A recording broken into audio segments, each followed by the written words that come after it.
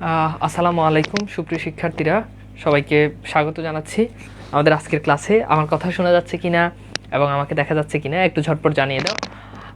আজকের ক্লাসটা খুবই ইম্পর্টেন্ট হতে চলেছে অ্যান্ড ভীষণ গুরুত্বপূর্ণ একটা ক্লাস।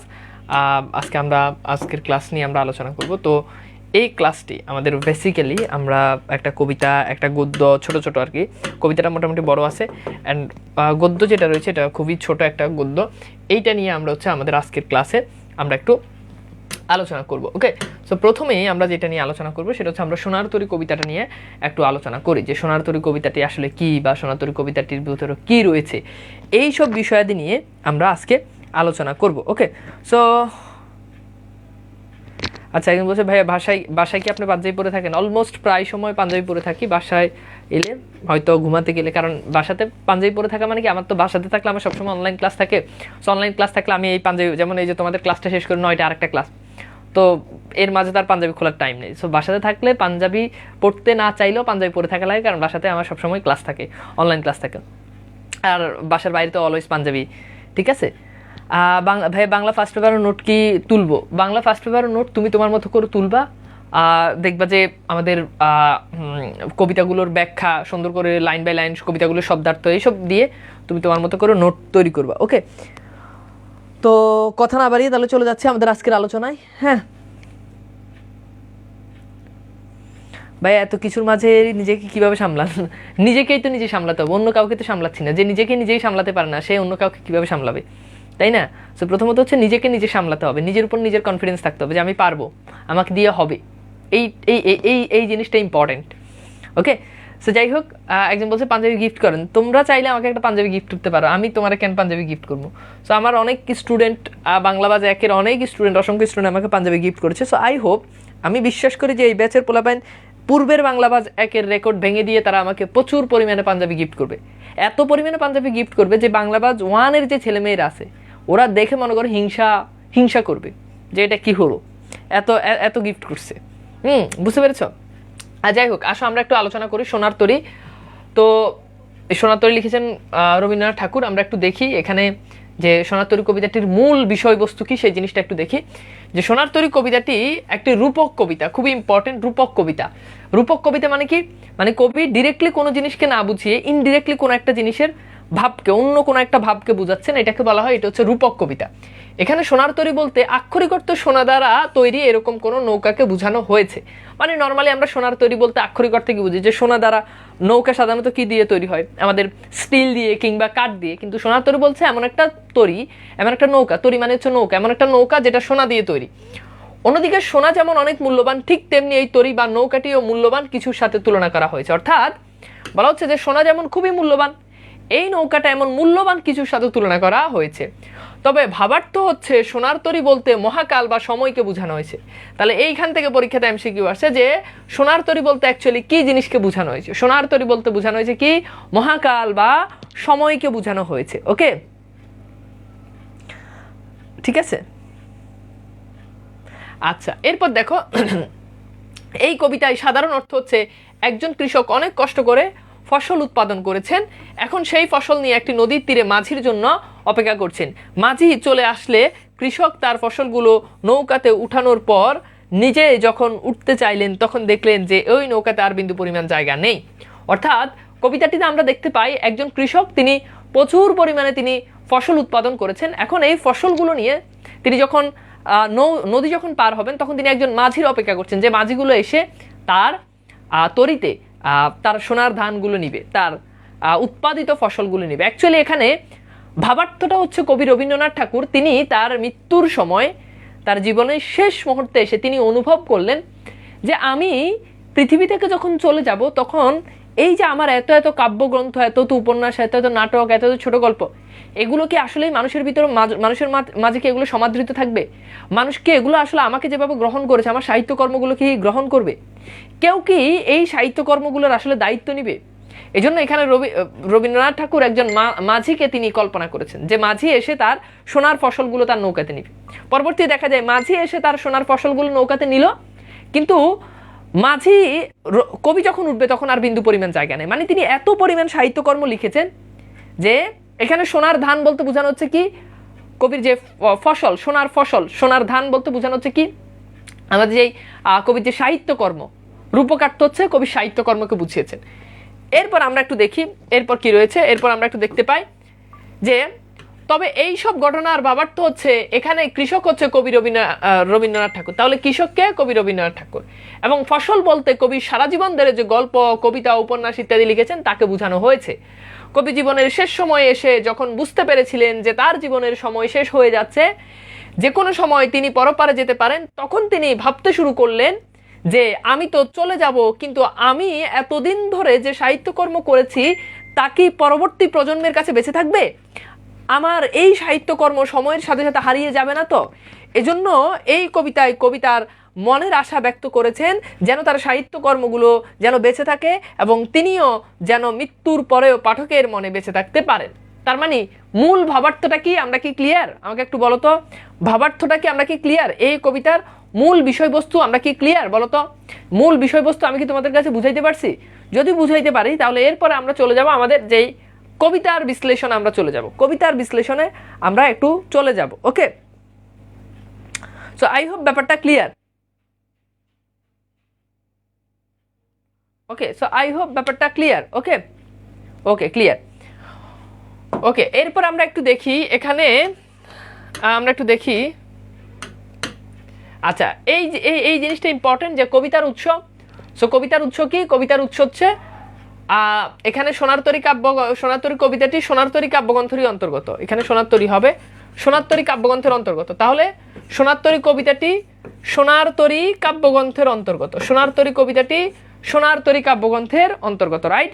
সোনার তরী কবিতাটি কি? সোনার তরী কাব্যগ্রন্থের অন্তর্গত। কবিতার ছন্দ, সোনার তরী কবিতাটি মাত্রাবৃত্ত ছন্দে রচিত। সোনার তরী কবিতাটি কোন ছন্দে রচিত? মাত্রাবৃত্ত ছন্দে রচিত। এখান থেকে পরীক্ষাতে প্রশ্ন আসবে। ওকে, আচ্ছা এরপর আমরা একটু দেখি, আমরা একটু এখানে চলে যাই, কবিতাতে চলে যাই ডিরেক্টলি। লেখক পরিচিতিটা আমরা পড়াচ্ছি না, লেখক পরিচিতি তোমাদেরকে পিডিএফ দিয়ে দেওয়া হবে, জাস্ট পিডিএফ থেকে তোমরা একটু দেখে নিবা। ওকে, লেখকের যে সাহিত্যকর্ম এগুলো একটু ভালো করে দেখে নিবা। ওকে, আচ্ছা এবার আসো দেখো, গগনে গরজে মেঘ গণবর্ষায়, সর্বোচ্চ মনোযোগটা এখন এখানে দাও, না হলে কিন্তু বুঝবা না। দেখো গগনে গরজে, গগন শব্দের অর্থ হচ্ছে আকাশ। বলছে যে গগনে গরজ, গরজ মানে হচ্ছে গর্জে উঠা, মেঘ মানে হচ্ছে মেঘ গর্জে উঠে, গণবর্ষা মানে তুমুল বর্ষা। তাহলে গগনে মানে আকাশে গর্জন করে মেঘ তুমুল বর্ষায়। এই লাইনটার অর্থ কি? গগনে গরজে মেঘ গণবর্ষায়, অর্থাৎ আকাশে মেঘ গর্জন করছে একদম গণবর্ষা, তুমুল বর্ষার ভিতরে। এরপর বলছে কুলে একা বসে আছি নাহি ভরসা, অর্থাৎ আমি কুলে, নদীর কুলে আমি একা একা বসে আছি, আমি কোনো ভরসা পাচ্ছি না। এরপর বলছে রাশি রাশি ভাড়া ভাড়া, এখানে রাশি রাশি বলতে বোঝানো হচ্ছে প্রচুর, ভাড়া ভাড়া বলতে বোঝানো হচ্ছে ধানের আটি বা বোঝা, মানে এত পরিমাণ ধানের আটি পেয়েছে যে রাশি রাশি ভাড়া ভাড়া ধান কাটা হলো সারা। এই সারা মানে হচ্ছে শেষ। হ্যাঁ, তো ধান কাটা হলো সারা, যেমন এই ধান কাটা বলতে বোঝানো হচ্ছে মানে ব্যাপারটা হচ্ছে কবির ধান কাটা মানে কবির সাহিত্য, গল্প, উপন্যাস, কবিতা এগুলো লেখা শেষ, এগুলো শেষ মানে ধান কাটা শেষ হয়ে গেছে। ভরা নদী খুঁড়ো ধারা মানে বলছে যে নদীর স্রোতকে খুরের সাথে তুলনা করেছে, তীব্র। ভরা নদী খুঁড়ো ধারা খরপর্ষা, এখানে খরপর্ষা বলতে বোঝানো হচ্ছে কি? বোঝানো হচ্ছে যে স্রোত যেন ধারালো বর্ষার মতো। এরপর বলছে কাটিতে কাটিতে দান এলো বর্ষা, প্রচুর পরিমাণে একদম কাটিতে কাটিতে দান এসেছে, প্রচুর পরিমাণে কবি ফসল পেয়েছেন, এখানে সেই জিনিসটা লিখেছেন। তাহলে আমি আরবার বলছি, গগনে গরজে মেঘ গণবর্ষা মানে আকাশে মেঘ গর্জন করছে তুমুল বর্ষার মধ্যে। কুলে একা বসে আছি নাহি বর্ষা, আমি কুলের মধ্যে একলা বসে আছি কিন্তু কোনো বর্ষা পাচ্ছি না। রাশি রাশি ভাড়া ভাড়া, অর্থাৎ প্রচুর পরিমাণে রাশি রাশি প্রচুর পরিমাণে ভাড়া ভাড়া মানে ধানের আটি পেয়েছি, ধান কাটা হলো সারা, ধান কাটা শেষ। ভরা নদী খুঁড়ো ধারা খরপর্ষা, অর্থাৎ নদীর যেই স্রোত রয়েছে এটা একেবারে ধারালো বর্ষার মতো। কাটিতে কাটিতে ধান এলো বর্ষা, অর্থাৎ কাটিতে কাটিতে ধান আসছে, প্রচন্ড পরিমাণে ধান কবি পেয়েছে। এখানে দেখো আক্ষরিক অর্থ দেওয়া আছে, অর্থাৎ বর্ষাকালে আকাশে মেঘ গর্জন করছে, এত একজন কৃষক কুলে একা বসে আছেন প্রচুর ফসল নিয়ে, তিনি ভরসা পাচ্ছেন না যে মাঝি আসবে কিনা কিংবা তার ফসলগুলো নৌকায় তুলতে পারবেন কিনা। এবার দেখো বাবার তো কি, বাবার তো হচ্ছে কবি রবীন্দ্রনাথ ঠাকুর সারা জীবন ধরে অনেক কিছু লিখে গিয়েছেন, এখন তার জীবনের প্রায় শেষ সময় চলে এসেছে, তিনি এখন অনুভব করছেন যে তার এত কষ্ট করে লেখা সাহিত্যকর্ম সংরক্ষণ করা উচিত, তিনি চান এগুলো যেন সময়ের সাথে সাথে হারিয়ে না যায়, যেটা আমি বারবার বলেছি। ওকে, এইবার আসো ভাইয়া কবিতাগুলো কি মুখস্থ করা কতটুকু গুরুত্বপূর্ণ? কবিতা মুখস্থ করা লাগবে না, কিন্তু কবিতার বারবার বারবার পড়তে হবে, একদম ঠাড়া মুখস্থ করতে হবে এমন না। একটা লাইনের পর কি কি, একটা লাইনের ভিতরে কোনটার পর কোনটা শব্দ আছে, জাস্ট এই জিনিসটা পড়লেই হবে। তো এটা আমার তো কবিতা মুখস্থ নাই, কিন্তু আমি তো পড়াচ্ছি, কবিতার ভিতর থেকে প্রশ্ন করলে তো আমি পারবো, কারণ আমি অনেকবার পড়ছি। পড়তে পড়তে কবিতা একটা লাইনের পর আরেকটা লাইন অটোমেটিক আমার চোখের সামনে ভেসে উঠে, একটা শব্দের পর কোন শব্দ সেটা আমার চোখের সামনে ভেসে উঠে। এবার আসলে এটা একটু ট্রাই করো যে ঘন বর্ষা শব্দের মাধ্যমে কবিতায় মূলত কি বোঝানো হয়েছে, বলো।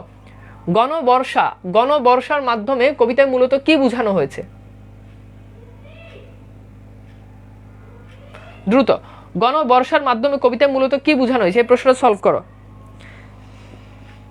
সো এটা খুবই সিম্পল, আশা করি পারবা। দ্রুত দেখি কতজনের হয়।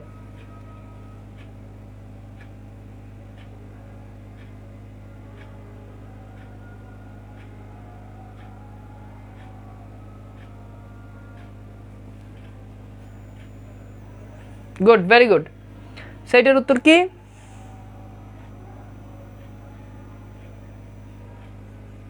গুড, সবাই বলেছে যে তুমুল বর্ষা, রাইট।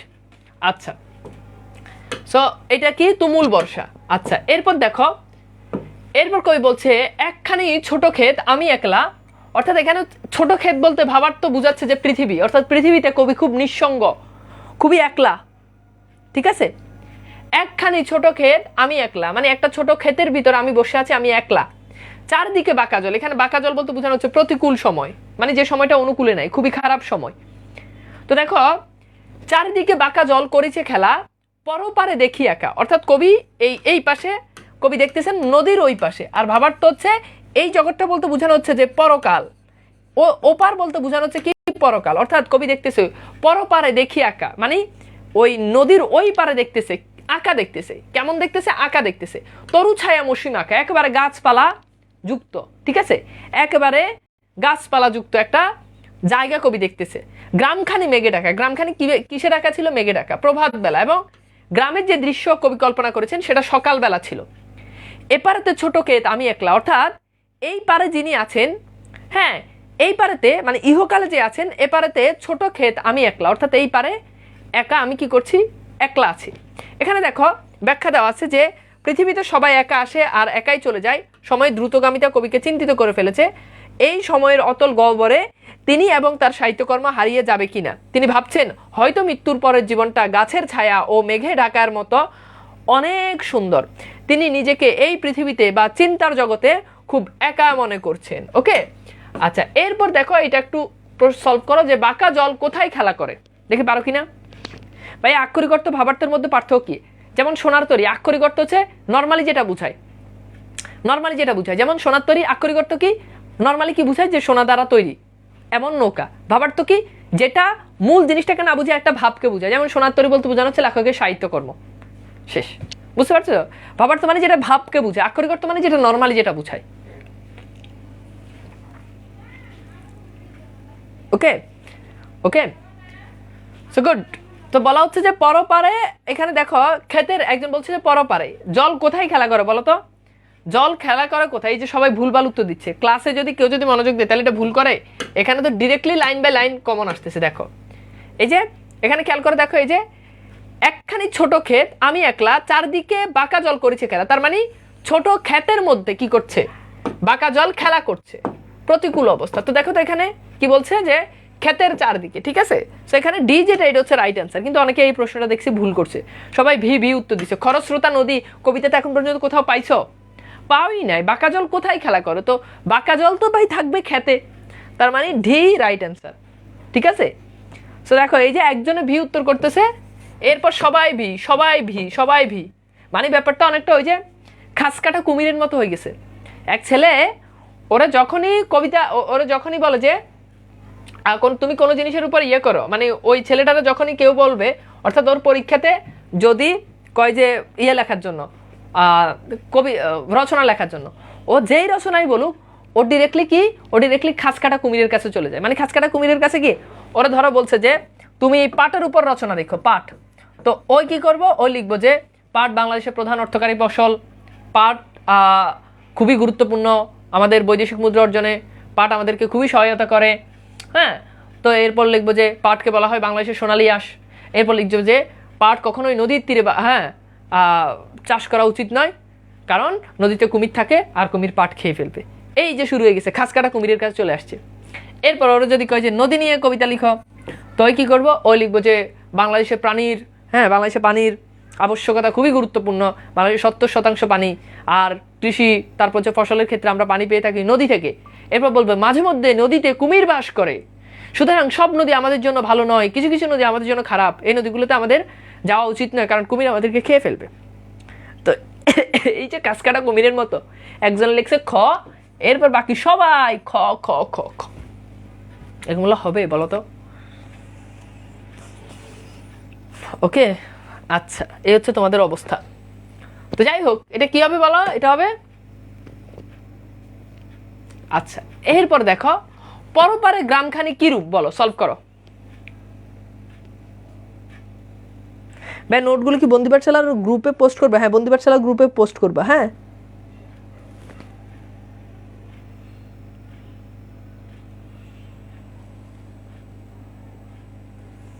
দ্রুত দ্রুত।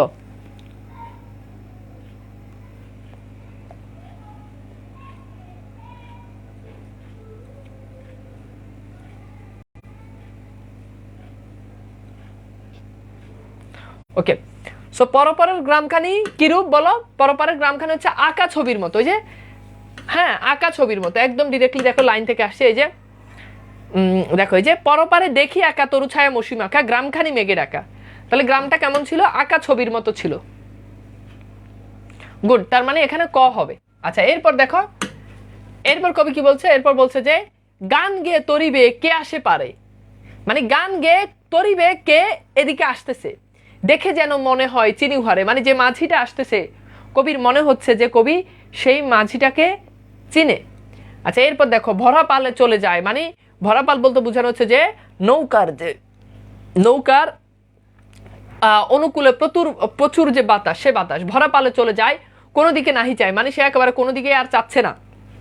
ঢেউগুলো নিরুপায় ভাঙে দুধারে, অর্থাৎ যখন নৌকাটা যখন চলে যাচ্ছে তখন ঢেউগুলো দুই ধারে ভাঙতেছে। তো বলছে ঢেউগুলো নিরুপায় ভাঙে দুধারে, দেখে যেন মনে হয় চিনি উহারে, মানে ওই যে ইয়েটা আছে এটাকে দেখে মনে হচ্ছে যে সে ওটাকে চিনে, মানে যে মাঝিটা চলে যাচ্ছে তাকে দেখে মনে হচ্ছে সে চিনে। তো এখানে বলছে যে কবির কল্পনায় সেই সোনার তরী ভরা পালে চলে এসেছে, কবি সেই মাঝিকে প্রবাহমান সময় চিনে ফেলেছেন, সেই মাঝি শুধু বেয়েই চলছে, কোনো দিকে তাকায় না, নিরুপায় ঢেউগুলো মতো সময় শুধু স্মৃতি রেখে যায়, কোনো পিছে চায় না। অর্থাৎ সময় চলে যাবে, ঢেউগুলো যেভাবে নিরুপায় হয়ে ভাঙছে এভাবে সময়ের মতো এভাবে কি হচ্ছে, সময়টা একদিন চলে যাবে। এবার আসলে এটাকে সলভ করো যে নৌকার মাঝি কিভাবে চলে যায়।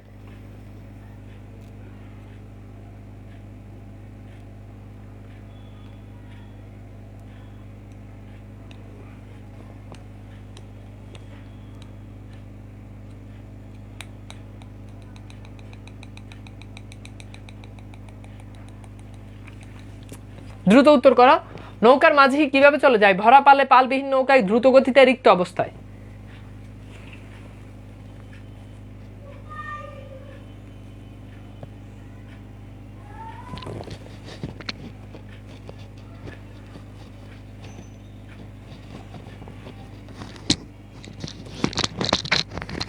ওকে, উত্তর হচ্ছে কি ভরা পালে চলে যায়, একদম কবিতার লাইন বাই লাইন কমন আসছে। ওকে, সেটার উত্তর হচ্ছে কি ভরা পালে চলে যায়। এরপর সেটা একটু সলভ করো যে সোনার তরী কবিতায় স্রোতগুলো কেমন, তীক্ষ্ণ নিরুপায় বিচলিত ক্ষুরধারা, বলো। সোনার তরী কবিতায় স্রোতগুলো কেমন, তীক্ষ্ণ নিরুপায় বিচলিত ক্ষুরধারা। দ্রুত সলভ করো।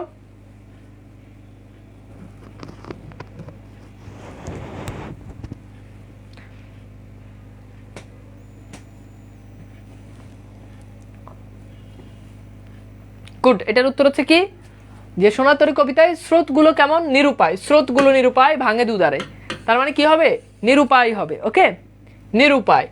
আচ্ছা, এরপর আসলে আমরা একটু দেখি।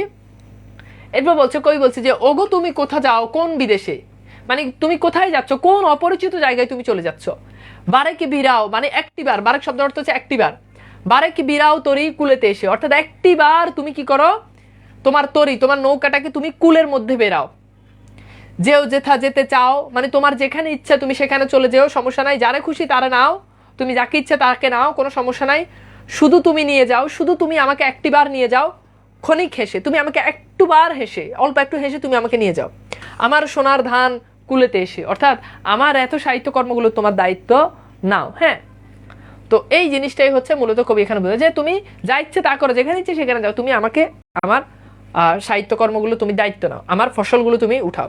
কবি মাঝিকে সময় বা মহাকাল জিজ্ঞেস করেছেন যে কোথায় যাওয়া হচ্ছে এবং অনুরোধ করেছেন যেন একবারের জন্য হলেও কবির তীরে এসে নৌকা একটুখানি থামায়। কবি মাঝিকে সময় বা মহাকাল বলেছেন যে তোমার যেখানে খুশি যাকে খুশি যাও, হ্যাঁ, শুধু আমার সোনার ধানগুলো একটু নৌকায় নিয়ে যাও, অর্থাৎ সময়ের এই স্রোত অন্যদের পাশাপাশি আমার শ্রেষ্ঠ কর্মগুলো যেন পৃথিবীতে বেঁচে থাকতো, অর্থাৎ এই তার সাহিত্যগুলোর দায়িত্ব নিতে বলতেছেন। এটা একটু দেখো, ওগো তুমি কোথা যাও কোন বিদেশে, এখানে বিদেশ বলতে কি বোঝানো হয়েছে, অপরিচিত স্থান, দেশের বাইরে, পাশ্চাত্য দেশে, গ্রামের বাড়িতে। দ্রুত বলো এটা কি হবে।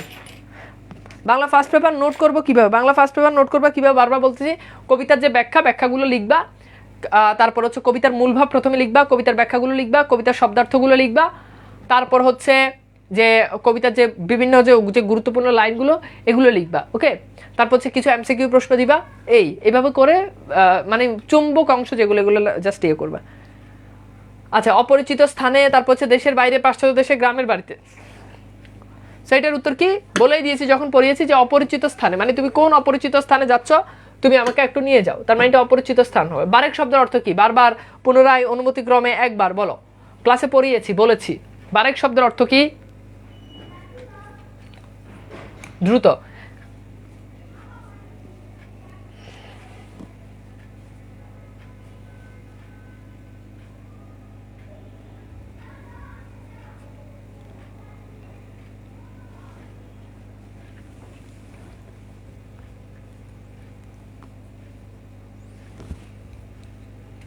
আচ্ছা, তো বারেক শব্দের অর্থ হচ্ছে কি একটি বার, বারেক শব্দের অর্থ কি একটি বার, একটি বার। আচ্ছা, এরপর দেখো লেখক তার সোনার দানগুলো কিভাবে মাঝিকে নিতে আহ্বান জানিয়েছেন, হেসে, গিয়ে, বসে, উপরে তুলে, বলো, এটা উত্তর করো। লেখক তার সোনার ধানগুলো কিভাবে মাঝিকে নিতে আহ্বান জানিয়েছেন।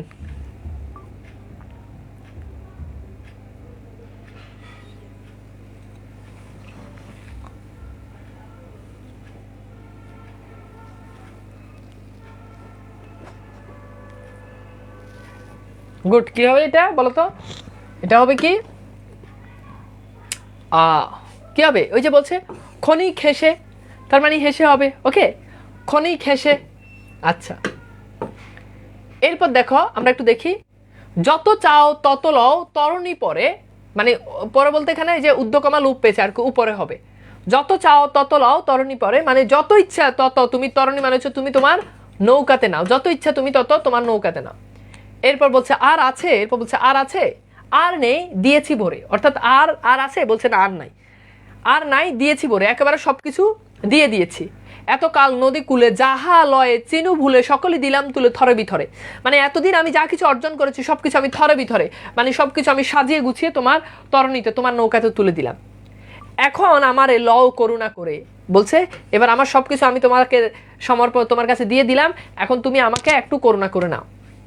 দেখো ব্যাখ্যা, কবি মাঝিকে বলেছেন, হ্যাঁ, তোমার যত খুশি তত ফসল তোমার, হ্যাঁ, মানে নৌকাতে নাও। এখন মাঝি কবিকে জিজ্ঞেস করেছেন যে আর আছে, কবি উত্তর বলেছেন আর নেই, এতদিন যা নিয়ে এই দুনিয়াতে পড়েছিলাম, হ্যাঁ, তার সব কিছুই সাজিয়ে গুছিয়ে দিয়ে দিলাম। এরপর আবারও কবি মাঝিকে বলেছেন যে দয়া করে আমাকে তোমার নৌকাতে তুলে নাও। আচ্ছা, একটু সলভ করো, থর ভিতরে শব্দের অর্থ কি,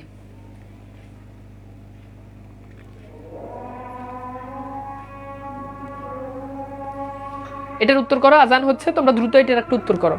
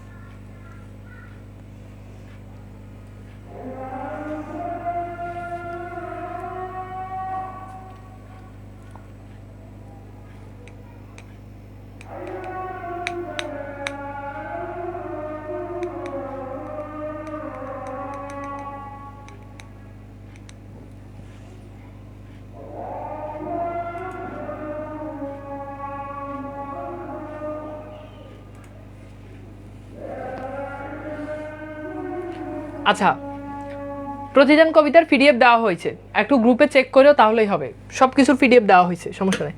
সো এটার উত্তর হচ্ছে কি থরে ভিতরে মানে হচ্ছে সাজিয়ে গুছিয়ে। সো এখানে খ হচ্ছে আমাদের রাইট অ্যান্সার। আচ্ছা এরপর দেখো এটা আবার রিপিট হয়েছে।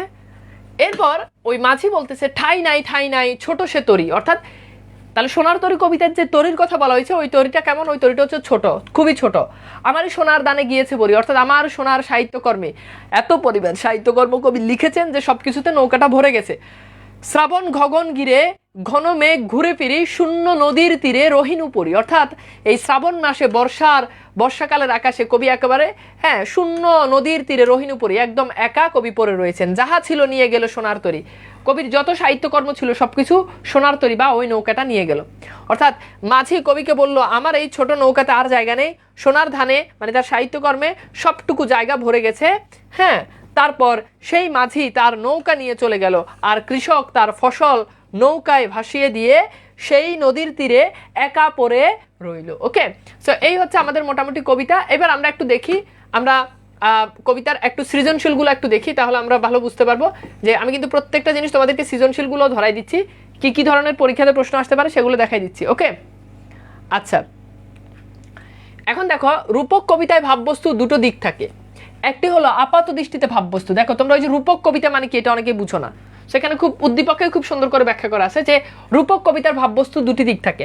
একটি হলো আপাত দৃষ্টিতে ভাববস্তু, অন্যটি হলো অন্তর্নিহিত সমান্তরাল ভাব। মানে এখানে আপাত দৃষ্টিতে ভাববস্তু কি, যে কবি একজন মাঝির জন্য, কৃষক একজন মাঝির জন্য অপেক্ষা করতেছেন।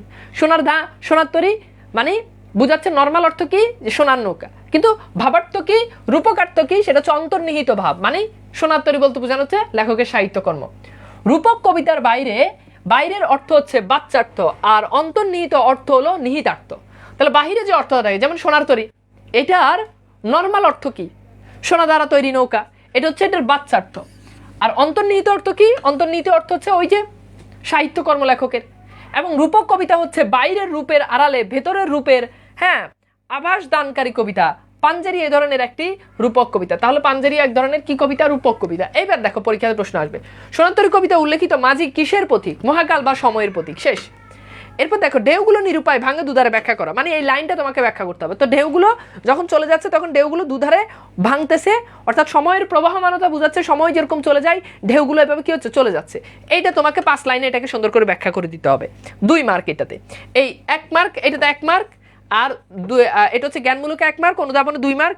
উদ্দীপকে যে আপাতদৃষ্ট ভাবের কথা বলা হয়েছে সোনার তরী কবিতায় কিভাবে রূপায়িত হয়েছে তা আলোচনা করো। অর্থাৎ সোনার তরী কবিতাতে রূপকার্থ এবং ভাবার্থ যে আলাদা সেই জিনিসটা এখানে বলেছে। ওকে ওকে, আচ্ছা ঠিক আছে।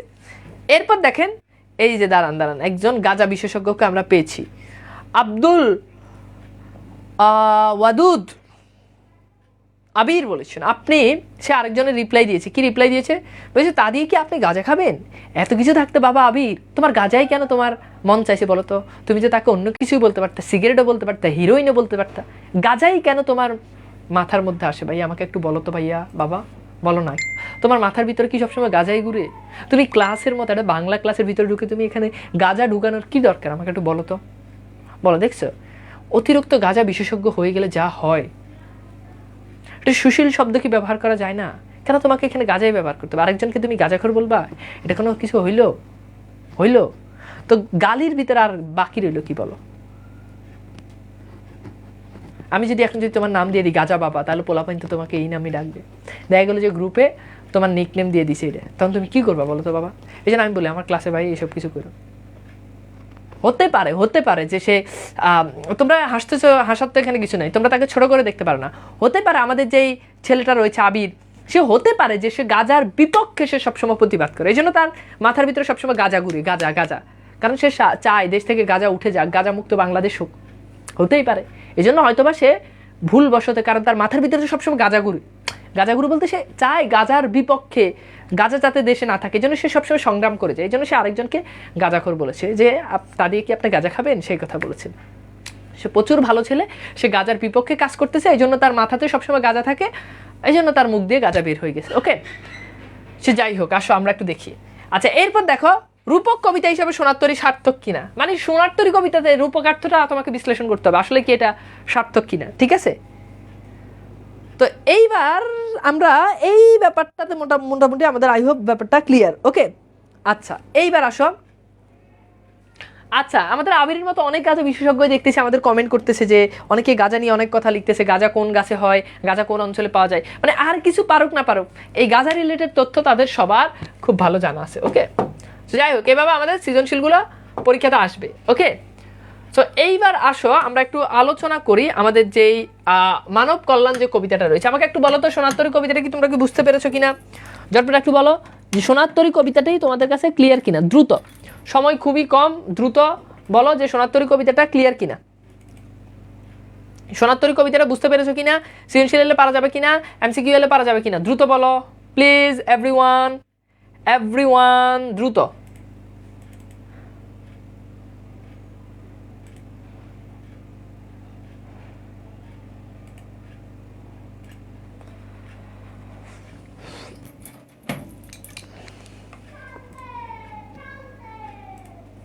সহজ মনে হয়েছে কিনা আমাকে একটু জানাও যে ভাই হ্যাঁ সহজ মনে হয়েছে, এখন পরীক্ষায় যদি প্রশ্ন আসে তাহলে আমরা ইনশাল্লাহ পারবো, পারলে আলহামদুলিল্লাহ, পারলে আলহামদুলিল্লাহ। ওকে, আচ্ছা সো আসো আমরা একটু আলোচনা করি আমাদের যেই, ওকে সো আসো আমরা একটু মানব কল্যাণ নিয়ে একটু আলোচনা করি।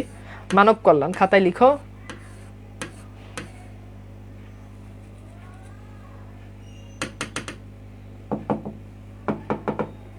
ওকে গুড, ভেরি গুড, মানব কল্যাণ। ওকে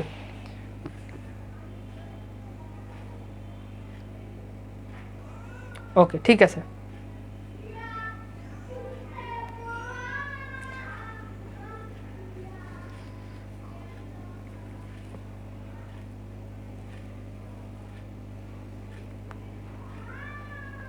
একজন বলছে ভাইয়া রান্না করতে পারেন না, ভাইয়া রান্না করতে পারি না, এই জন্য আর্জেন্ট বউ দরকার, বউ নিয়োগ দেওয়া হবে রান্না করার জন্য।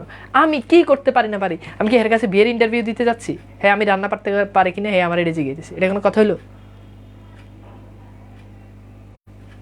তার পোলা পাই, যার বিয়ে তার খবর নাই, পাড়াপড়শির ঘুম নাই। আচ্ছা মানব কল্যাণ লিখেছেন আবুল ফজল। তো আমরা একটু দেখি আবুল ফজল সম্পর্কে একটু জানি। তো দেখা যাচ্ছে যে আবুল ফজল তিনি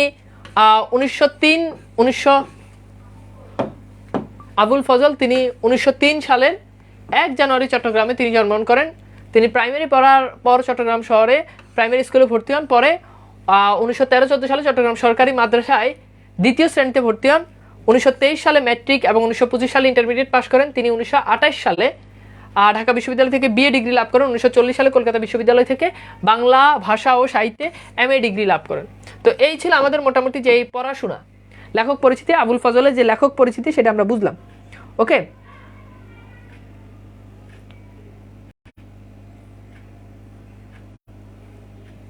আচ্ছা সো এইবার আসো আমরা একটু দেখি যে এখানে খেয়াল করো কর্মজীবন, শিক্ষা জীবন শেষে 1931 সালে মসজিদের ইমামতির মাধ্যমে পেশাগত জীবনে তিনি শুরু করেন।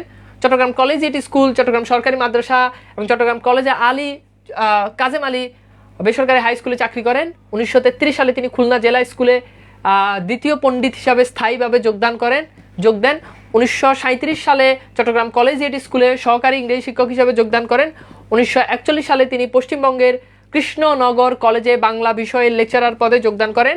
সেখান থেকে 1943 সালে তিনি চট্টগ্রাম কলেজে বদলি হন এবং সেখান থেকে 1956 সালে অধ্যাপক হিসাবে অবসর গ্রহণ করেন। 1973 সালে তিনি চট্টগ্রাম বিশ্ববিদ্যালয় উপাচার্য পদে যোগদান করেন।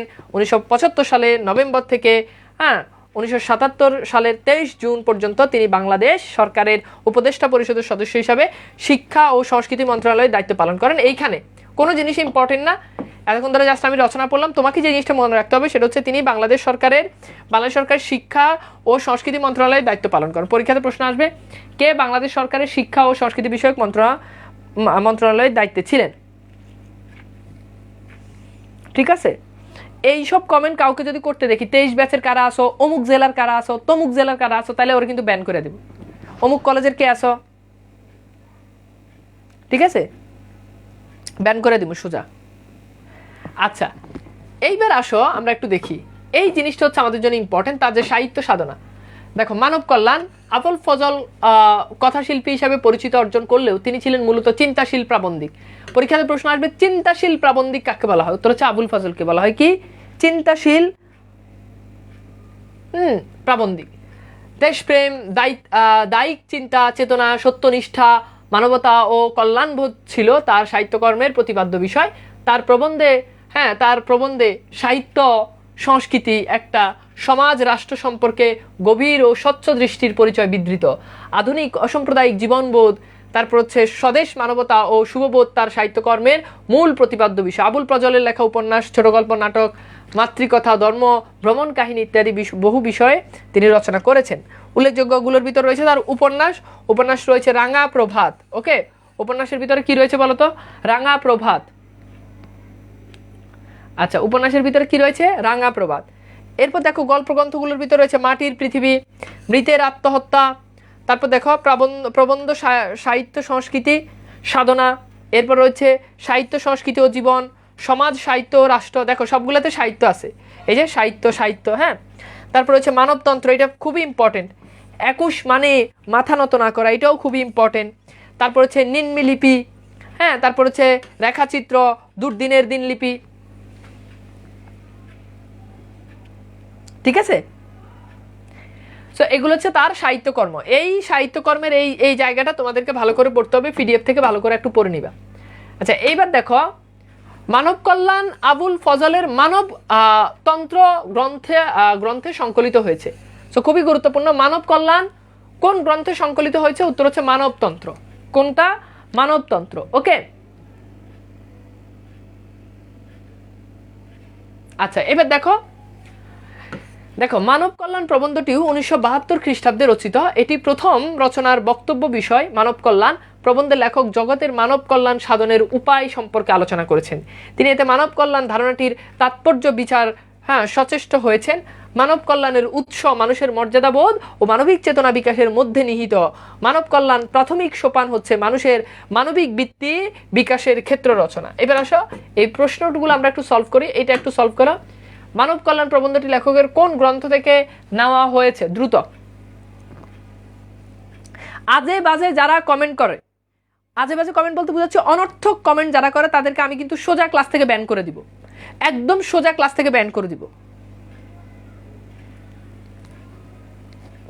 একদম সোজা ক্লাস থেকে ব্যান করে দিব। ওকে, সো যারা ক্লাসে এরকম, জি ওয়ালাইকুম সালাম, কে বলছেন?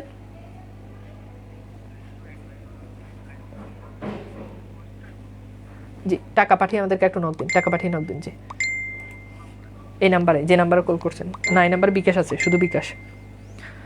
আচ্ছা, সো এইবার আসেন আমরা একটু দেখি, তার মানে এটা কি হবে বলেন?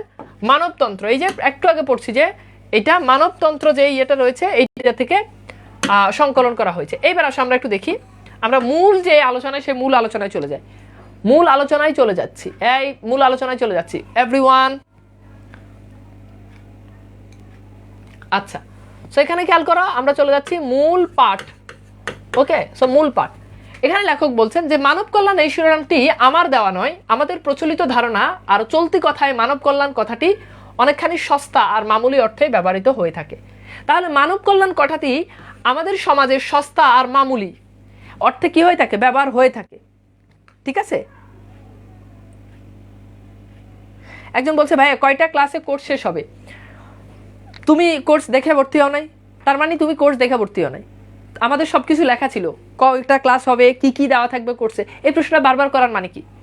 সেটা আমি দেখতেছি, ওর প্রশ্নে আমি উত্তর দিচ্ছি না, কারণ এটা অস্বাভাবিক প্রশ্ন। একটা স্টুডেন্ট কখনোই এমন প্রশ্ন করতেই পারে না, কারণ সে অলরেডি কোর্স কিনছে, সে কোর্সে ক্লাস করতেছে, সে জানে না যে কোর্সে কয়টা ক্লাস হবে। তুমি যদি না জানো তাহলে তুমি নির্বোধ। সো তোমার ক্লাস করারই কোনো দরকার নাই, কারণ তুমি জানোই না যে তোমার এখানে আসলে কয়টা ক্লাস হবে। একটা মানুষ যখন টাকা দেয় তখন তো সে সবকিছু দেখে শুনে তারপর টাকা দেয়।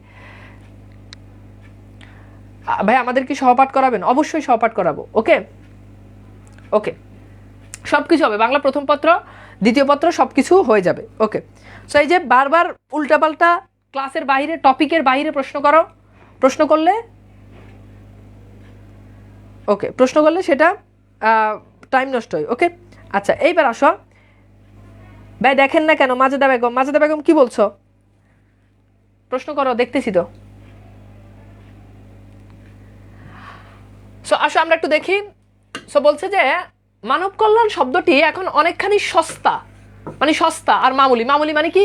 মামুলি মানে হচ্ছে অতি সাধারণ, মানে অতি সাধারণ অর্থে এটা এখন কি হয়, ব্যবহার হয়। ঠিক আছে, অপরিচিতটা কবে পড়াবেন? আমরা রুটিন দিব, সমস্যা নাই। আচ্ছা, সো আসো দেখো, মানব কল্যাণ কথাটা অনেকখানি এখন সস্তার মামুলি অর্থে ব্যবহৃত হয়। এরপর দেখো, এক মুষ্টি ভিক্ষা দেওয়াকে আমরা মানব কল্যাণ মনে করে থাকি। মানে আমরা মনে করে থাকি মানুষের কল্যাণ করা কি, মানুষকে আমি এক মুষ্টি ভিক্ষা দিয়ে দিলাম, এইটার মানে কি? এটার মানে হচ্ছে মানব কল্যাণ। লেখকের মতে মনুষ্যত্ব বোধ আর মানব মর্যাদাকে এতে ক্ষুণ্ণ করা হয়, তা সাধারণত উপলব্ধি করা হয় না। এটা আসলে কোনোভাবে মানব কল্যাণ হতে পারে না। একটা মানুষকে এক মুষ্টি ভিক্ষা দিলাম, 10টা টাকা দিলাম, 1000টা টাকা হাতে ধরাই দিলাম, এটা মানব কল্যাণ না।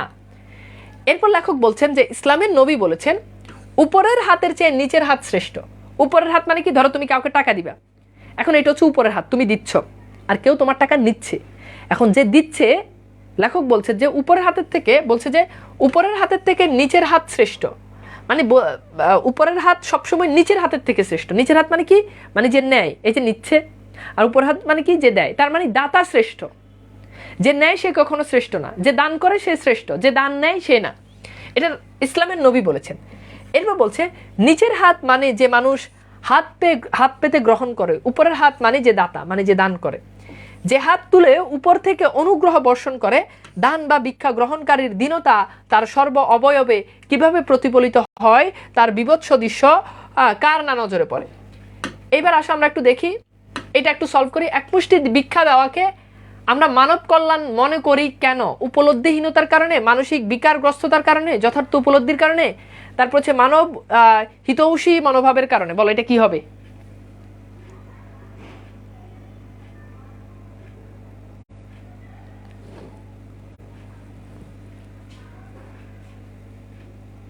ওকে,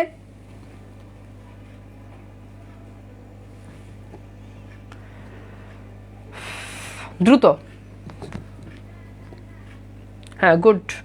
এ এ ডি, বুঝে উত্তর করার জন্য ট্রাই করো, বুঝে উত্তর করার জন্য ট্রাই করো।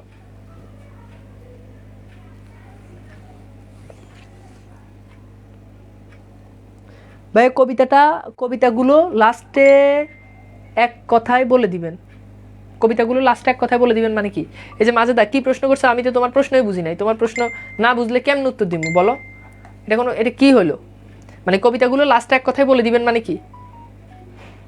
মানে কবিতাগুলো লাস্টে এক কথায় বলে, মানে সব কবিতা কি তোমার এক কথায় বলে দিব সেটা বলছো? নাকি কোন কোন কবিতা তোমার সিলেবাসে আছে? একটা জিনিস না বললে তো, ক্লিয়ার করে না বললে আমি কেমনে বুঝবো ভাই? আমি তো আধ্যাত্মিক ক্ষমতা জানি না ভাই। পিডিএফ দেখে নোট করবো নাকি ভিডিও দেখে? দুইটা সমন্বয় করে নোট করবা। আচ্ছা, এইবার দেখো আমরা একটু দেখি আমাদের এখানে কি রয়েছে। দেখো আমাদেরকে বলা হচ্ছে যে, খুব ভালো করে খেয়াল করে দেখো, যে এই যে খেয়াল করে দেখো, এখানে বলা হচ্ছে যে এতে মানব মর্যাদা এই যে সাধারণত উপলব্ধি করা হয় না। উপলব্ধি কি করা হয় না?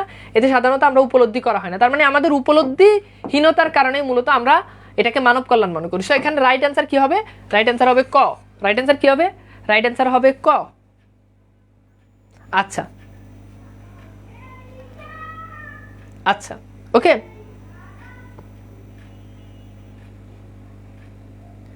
সম্পূর্ণ কবিতাটা একবার বললে ভালো হতো।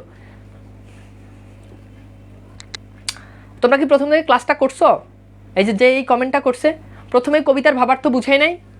প্রথমে কি আমি কবিতার ভাবার্থ বুঝাই নাই? এখন কেউ যদি ক্লাসের মাঝখানে এসে দেখো, এই জন্য আমি বারবার বলি যে এই যে দেখো, দেখো এটা কি মূল ভাব, এটা তো প্রথমেই বুঝাইছি। সো মূল ভাব তোমার শেষে আবার কেন বুঝাবো? মূল ভাব প্রথমে বুঝাইছি না? মূল ভাব প্রথমে তোমাকে বুঝাইছি, এটা প্রথমে তোমাকে বুঝাইছি না? তাহলে এটা পরে আবার কেন বুঝাবো? প্রত্যেকটা জিনিস মানব কল্যাণের যখন আলোচনা করছি, তখন আলোচনা করার পরে তোমাকে তো ওই জিনিসটা বুঝাই দেওয়া হয়েছে। তাহলে এখন আবার কেন মানে এই প্রশ্নটা আবার আসতেছে?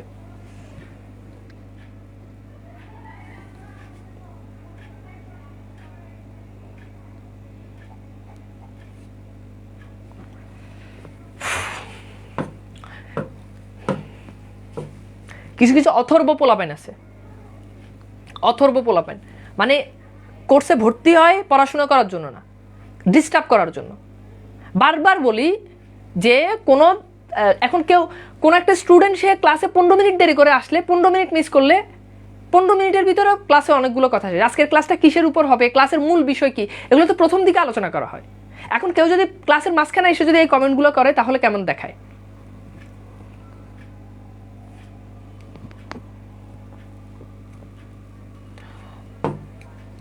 আচ্ছা, সো এইটা একটু দেখো, এই প্রশ্নটা একটু সলভ করো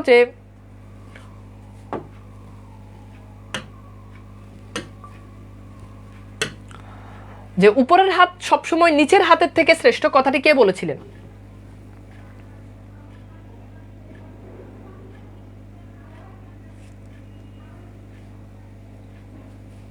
উপরের হাত সবসময় নিচের হাতের থেকে শ্রেষ্ঠ, কথাটি কে বলেছিলেন? দ্রুত।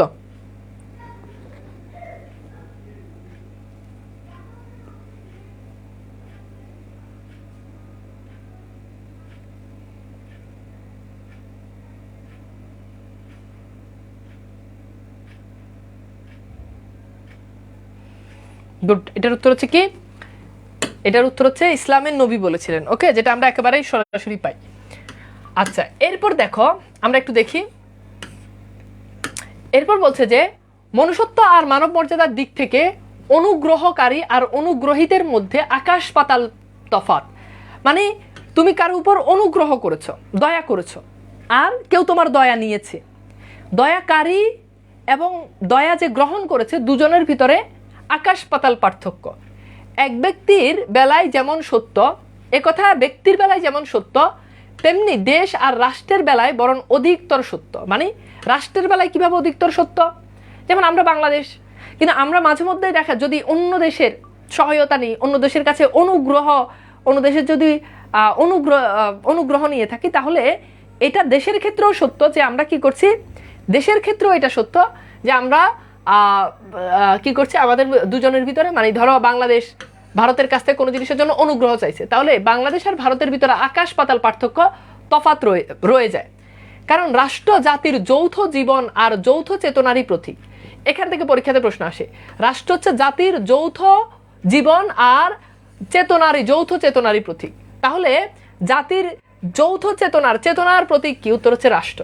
হ্যাঁ, এরপর দেখো, রাষ্ট্রের দায়িত্ব শুধু প্রশাসন চালানোই নয়। মানে একটা রাষ্ট্রের দায়িত্ব শুধু এটা না যে মানুষদেরকে বেতন দেওয়া, তারপর হচ্ছে প্রশাসন চালানো, হ্যাঁ, প্রশাসনিক দায়িত্বগুলো ইয়ে করা। একটা রাষ্ট্রের মূল কাজ এটা না। জাতিকে আত্মমর্যাদা সম্পন্ন করে তোলাও রাষ্ট্রের একটি বৃহত্তম দায়িত্ব। পরীক্ষাতে প্রশ্ন আসবে, রাষ্ট্রের বৃহত্তম দায়িত্ব কি? রাষ্ট্রের বৃহত্তম দায়িত্ব হচ্ছে কি? রাষ্ট্রের বৃহত্তম দায়িত্ব হচ্ছে জাতিকে আত্মমর্যাদা সম্পন্ন করে তোলা। এরপর দেখো, আত্মমর্যাদা সম্পূর্ণ বলতে অ্যাকচুয়ালি কি জিনিসকে বুঝায়? আত্মমর্যাদা সম্পূর্ণ বলতে বুঝিয়ে থাকে যে মানুষকে স্বাবলম্বী করে তোলা। যেমন আমাদের দেশের মানুষজন আত্মমর্যাদা সম্পূর্ণ মানুষ খুব কম। যেমন শিক্ষিত মানুষ, হ্যাঁ, শিক্ষিত মানুষ, অধিকাংশ শিক্ষিত মানুষ আত্মমর্যাদা সম্পূর্ণ না, চাকরি নাই, কিছু নাই, ঠিক আছে, এই জিনিসটা।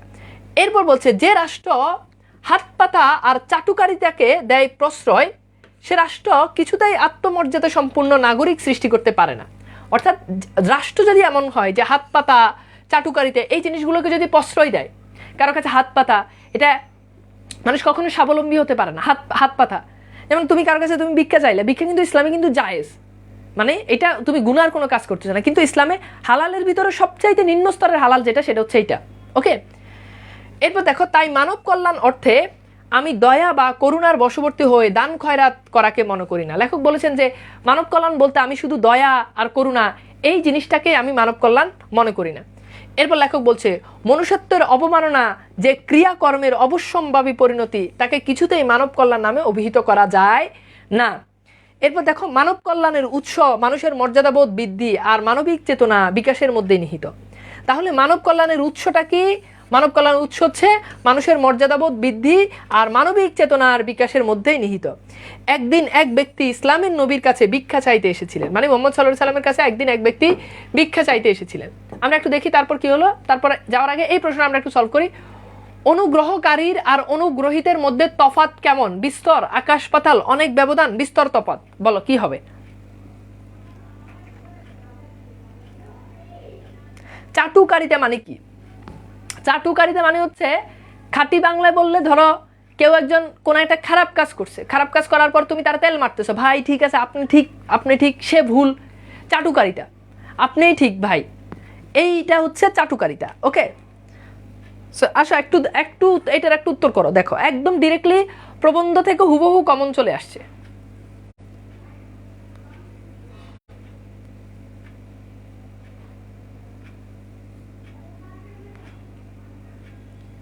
ওকে, আচ্ছা, সো দেখো আমরা এখানে একটু খেয়াল করি। দেখো এখানে লাইন একদম দেখো, অনুগ্রহিত এবং দুটোর ভিতরে কিসের পার্থক্য, কেমন পার্থক্য? আকাশ পাতাল পার্থক্য। কেমন পার্থক্য বলো তো?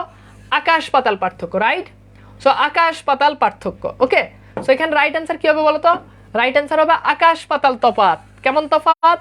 আকাশ পাতাল তফাৎ। তার মানে দেখো শুধু একটা লাইন থেকে কিন্তু প্রশ্ন কমন চলে আসছে। ওকে, আচ্ছা, এরপর দেখো, তো যখন নবীর কাছে একটা মানুষ আসছে, তখন নবী তাকে একখানা কুঠার কিনে দিয়ে বলেছিলেন। কি কিনে দিয়ে বলেছিলেন? একটা কুঠার, ওই যে কাঠ কাটে যে, এটাকে বলা হয় কুঠার, একটা কুঠার কিনে দিয়েছিলেন। হ্যাঁ, এখন দেখো মানব হৈতেশী মানে কি? মানে মানবের উন্নয়নে যে কাজ করা হয় সেটাকে বলা হয়। ওকে, তোষামদ আর চাটুকারিতা এক, এক্স্যাক্টলি, তোষামদ যেটা, চাটুকারিতা এইটা একই জিনিস। ওকে, আচ্ছা, হাত পাতা মানে কি? হাত পাতা মানে হচ্ছে কারো কাছে ভিক্ষা চাওয়া, সোজা বাংলা বললে আমাকে, মানে এখানে ভিক্ষাকে বুঝিয়েছেন। আচ্ছা, এরপর দেখো, তো নবীর কাছে যখন আসলেন তখন নবী তাকে একটা কুঠার কিনে দিয়েছেন। কুঠার মানে হচ্ছে গাছ কাটে যেটা দিয়ে, এটা করেছিলেন। হ্যাঁ, তো এটি দিয়ে তুমি বন থেকে কাঠ সংগ্রহ করে বাজারে বিক্রি করে জীবিকা রোজগার করোগে। মানে নবী কিন্তু তাকে চাইলেই কিছু টাকা দিয়ে, কিছু দিরহাম দিয়ে তাকে দূর করে দিতে পারতেন, তাকে বিদায় করে দিতে পারতেন, কিন্তু নবী তা করলেন না। নবী তাকে একটা কুড়াল কিনে দিলেন, অ্যান্ড কুড়াল কিনে দিয়ে তাকে বললেন যে তুমি কাঠ সংগ্রহ করো এবং সেটা দিয়ে তুমি জীবিকা নির্বাহ করো। এভাবে তিনি লোকটিকে শুধু স্বাবলম্বনের পথই দেখাননি, সে সঙ্গে দেখিয়ে দিয়েছেন, কি দেখিয়ে দিয়েছেন? যে মর্যাদাবান হওয়া, মর্যাদার সাথে জীবন যাপনের উপায়ও।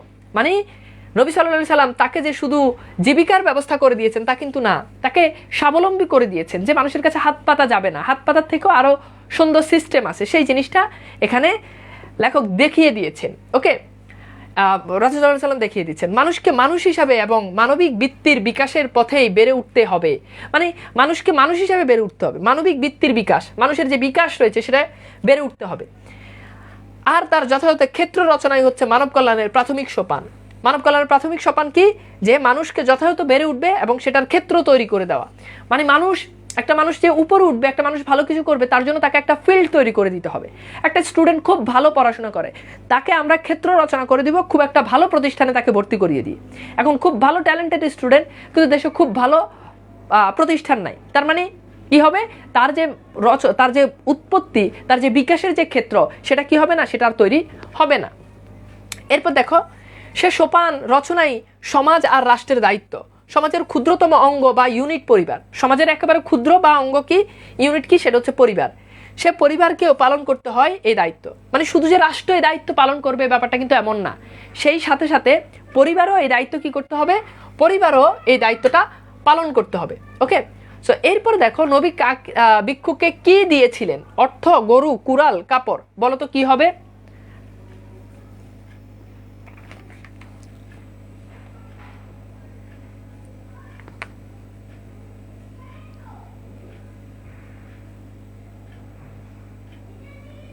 আচ্ছা, একজন বলছে ভাইয়া কি জানি বলছে যে সোপান মানে কি? সোপান মানে হচ্ছে সিঁড়ি, যে সোপান রচনা করে মানে উপরে উঠার যে সিঁড়ি। ওকে, সোপান মানে হচ্ছে সিঁড়ি। আচ্ছা, সো এটা খুবই কমন প্রশ্ন ছিল। হ্যাঁ, রিম সিং ওর নাম, সিং, ও বলছে হ্যাঁ সোপান মানে কি? সাদিয়া সুলতানা তুবা, সোপান মানে হচ্ছে সিঁড়ি, সেটা হচ্ছে কি? কুড়াল। আচ্ছা, এরপর দেখো, এরপর বলছে যে কারণ মানুষের জীবনের সূচনা যেখান থেকেই ধীরে ধীরে ব্যাপকতর পরিণতিতে যখন মানুষের বিচরণ হয় শুরু, তখন সে পরিধিতে যেসব প্রতিষ্ঠানের সঙ্গে তার সংযোগ ঘটে, তার শিক্ষা কিংবা জীবিকা সংক্রান্ত যা হোক না, তখন সে দায়িত্ব ওইসব প্রতিষ্ঠানের উপর বর্তায়। অর্থাৎ বলেছে যে মানুষের জীবনের সূচনা যেখান থেকে হয়, ধীরে ধীরে মানুষ ব্যাপকতর পরিধিতে যখন যায়, তখন বিভিন্ন প্রতিষ্ঠানের সাথে তার সাথে কি হয়? সম্পৃক্ততা ঘটে। এবং শিক্ষা এবং জীবিকার সংক্রান্ত হোক না, তখন মানে মানুষ যেই সাথে, তুমি কোনো প্রতিষ্ঠানের সাথে যুক্ত হলে সেই তোমার খোঁজ খবর নেওয়া হ্যাঁ, জীবিকার যে দায়িত্ব সেটা ওই প্রতিষ্ঠানের উপর বর্তায়, তবে তা অনেকখানি নির্ভর করে অনুকূল পরিবেশ ও ক্ষেত্র গড়ে তোলার উপর। মানব কল্যাণ স্বয়ম্ভু বিচ্ছিন্ন সম্পর্ক রহিত হতে পারে না। অর্থাৎ এখানে বলেছে যে মানব কল্যাণ যেটা আছে, ভাই কয়টা বাজে শুরু হবে? আজকেও লেট। কয়টা বাজে শুরু হবে মানে কি?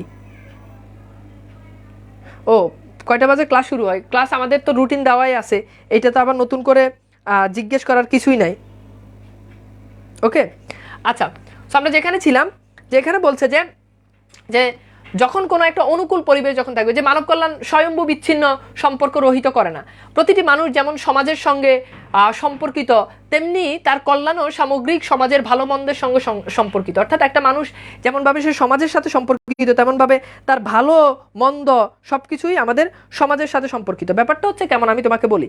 যেমন এখানে এখানে ওকে, সো এখানে স্বয়ম্ভু শব্দ বলতে বোঝানো, স্বয়ম্ভু, প্রশ্ন হচ্ছে ভাই স্বয়ম্ভু মানে কি? স্বয়ম্ভু অ্যাকচুয়ালি স্বয়ম্ভুর যে দেবতা ব্রহ্মা যে আছে তাকে, বা বিষ্ণু বা শিবকে বোঝানো হয়েছে।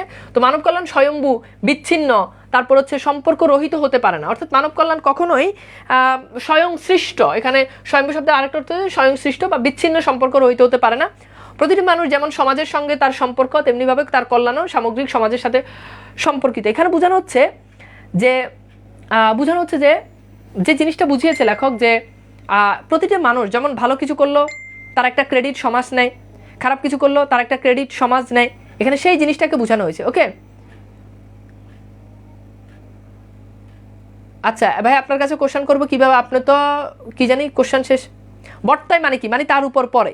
ওকে, বর্তায় মানে হচ্ছে তার উপর পড়ে। আচ্ছা, আমার কাছে লাইভে তো অনেক প্রশ্ন আসে, এত প্রশ্ন যে এখানে মাত্র 4-5টা কমেন্ট শো করে, সো সবগুলো কমেন্ট দেখা যায় না। যদি কারো কোনো জিনিস প্রশ্ন বুঝতে না পারো, আমাদের গ্রুপে পোস্ট দাও অথবা আমাকে ইনবক্সে নক দাও। ওকে, হয়ে যাবে। আচ্ছা, তো এরপর দেখো, এরপর যে লাইনটা বলেছে, যে এরপর লেখক বলেছে যে উপলব্ধি ছাড়া মানব কল্যাণ স্রেফ দান খয়রাত আর কাঙাল ভোজনের মতো মানব মর্যাদার অবমাননাকর এক পদ্ধতি না হয়ে যায় না। অর্থাৎ বলেছে যে উপলব্ধি ছাড়া মানব কল্যাণ, যদি মানুষ উপলব্ধি না করে মানব কল্যাণ জিনিসটা কি, তাহলে এটা স্রেফ একটা কাঙালি ভোজনের মতো হয়ে যাবে। কাঙালি ভোজন মানে কি? মানে বুঝাচ্ছে যে এটা একেবারে মানে কাঙালি ভোজন, কাঙালদেরকে আনে খাওয়াই দিলাম, এরকম হয়ে যাবে অনেকটা। ওই যে কিছু টাকা দিয়ে দিলাম, খাওয়াই দিলাম, এটার মানে যেভাবে মানব কল্যাণ হয় না, তখন মানুষের কাছে মানব কল্যাণটা এরকমই হয়ে যাবে, যা আমাদের দেশ আর সমাজে হয়েছে। অর্থাৎ আমাদের দেশে এখন যে মানব কল্যাণ আমরা বলে থাকি, মানুষদেরকে এনে দুবেলা খাওয়াই দাও, তাকে হচ্ছে কিছু টাকা দিয়ে দাও, এটাকে আমরা বলে থাকি এটা হচ্ছে মানব কল্যাণ।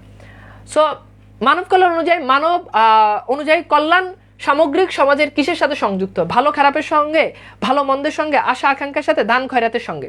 এটার উত্তর করো।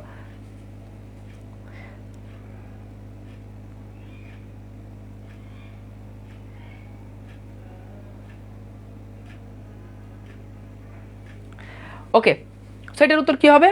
দেখো, এটা একদম লাইন থেকে প্রশ্ন আসছে। পদ্ধতি মানে কি? এখানে টাইপিং মিস্টেক হয়েছে। পদ্ধতি মানে কি এটা বুঝো না? সিস্টেম আর কি। একজন বলছে কাঙ্গাল মানে কি? মানে ভাবটা এমন নাই, মনে হচ্ছে সবাই ইংলিশ মিডিয়ামের স্টুডেন্ট।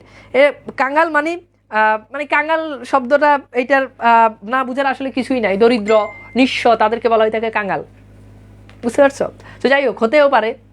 কিছু নর্মাল শব্দের বাঙালি হিসাবে আমাদের এই শব্দগুলো জানা দরকার। কাঙ্গাল মানে কি এটা যদি আমরা না জানি, এটা তো কঠিন কোনো শব্দ না। ওকে, নেক্সট ক্লাস কবে নেবেন? 3 দিনের অলরেডি রুটিন দেওয়া হয়ে গেছে, সো রুটিন শেষে আমরা আবার রুটিন দিয়ে দিব। ওকে, আচ্ছা, এইবার দেখো, আমরা যদি এখানে খেয়াল করি, বলা হচ্ছে মানব কল্যাণ অনুযায়ী কল্যাণ সামগ্রিক সমাজের কিসের সাথে সম্পর্কিত। এখান থেকে একদম হুবহু চলে আসছে। দেখো, তো মানব কল্যাণ যেটা রয়েছে, এই যে দেখো মানব কল্যাণ, আমরা যদি এই জিনিসটা, যে সামগ্রিকভাবে সমাজের ভালো মন্দের সাথে সম্পর্কিত। দেখো, মানব কল্যাণ কিসের সাথে সম্পর্কিত? সামগ্রিকভাবে সমাজের ভালো মন্দের সাথে সম্পর্কিত। এই যে দেখো ভালো মন্দের সাথে কি সম্পর্কিত। ওকে, সো এটা হবে ভালো মন্দের সাথে। ওকে, আচ্ছা, সেটা ভালো মন্দের সাথে হবে। সো রাইট অ্যান্সার কি? ভালো মন্দ হবে। তার মানে খ যেটা, এটা আমাদের রাইট অ্যান্সার। খ যেটা, এটা আমাদের রাইট অ্যান্সার। ওকে, ভালো মন্দের সঙ্গে। ওকে, ক্লিয়ার? হ্যাঁ, রুটিন আজ শেষ, নতুন রুটিন দিব। আমি আসলে মানে সারাদিন ক্লাস নিছি, অ্যান্ড আবার তোমাদের ক্লাস নিচ্ছি। ইভেন এরপর আরেকটা ক্লাস, এরপর হচ্ছে রাত 12টায় আমি হচ্ছে মাগুরে যাব। মানে কালকে সারাদিন আমার মাগুরেতে ক্লাস আছে। বুঝতে পেরেছো? আচ্ছা, এইবার আসো আমরা একটু দেখি, এরপর আমরা একটু যাই এসবকে বাহবা দেওয়ার এবং এসব করে বাহবা কুড়ানোর লোকেরও অভাব নেই। মানে বাহবা মানে কি? বাহবা মানে হচ্ছে মানে সাবাস, হাততালি দেওয়া, গুনগান গাওয়া। কিছু মানুষ আছে ওই যে জাকাত দেয়, জাকাত দিলে হচ্ছে মানে যেই না জাকাত দেয়, জাকাতের পিছনে যত টাকা মানুষকে দেয় এর থেকে বেশি মিডিয়া দিয়ে প্রচার করে। তো এই যে নিজেকে আবার বাহবা কুড়িয়ে নেওয়া, কুড়িয়ে নেওয়া মানে কি? মানে নিজের প্রশংসা নিজে করা, বাহবা কুড়িয়ে নেওয়া, মানুষের কাছ থেকে কিভাবে প্রশংসা পাবে এটা নিজে নিজে অর্জন করে নেওয়া। আবার কিছু মানুষ আছে যারা এদেরকে বাহবা দেওয়ার মানুষের অভাব নাই। এই যে যারা এই কাজগুলো করে, যে লোভ দেখানোর জন্য মানুষকে দান করে, এরা নিজেরাও বাহবা কুড়িয়ে নেয়, হ্যাঁ মানে প্রশংসা কুড়িয়ে নেয়। আবার এদেরকে প্রশংসা করার মানুষেরও কি নাই? অভাব নাই। ওকে, আচ্ছা এইবার দেখো, এরপর খেয়াল করো, আসল কথা মানুষের মনুষ্যত্বকে বাদ দিয়ে স্রেফ তার যৌব অস্তিত্বের প্রতি সহানুভূতিশীল এ ধরনের পদ্ধতি মানব কল্যাণ কিছুমাত্র ফলপ্রসূ হতে পারে, কিছুমাত্র ফলপ্রসূ হতে পারে না।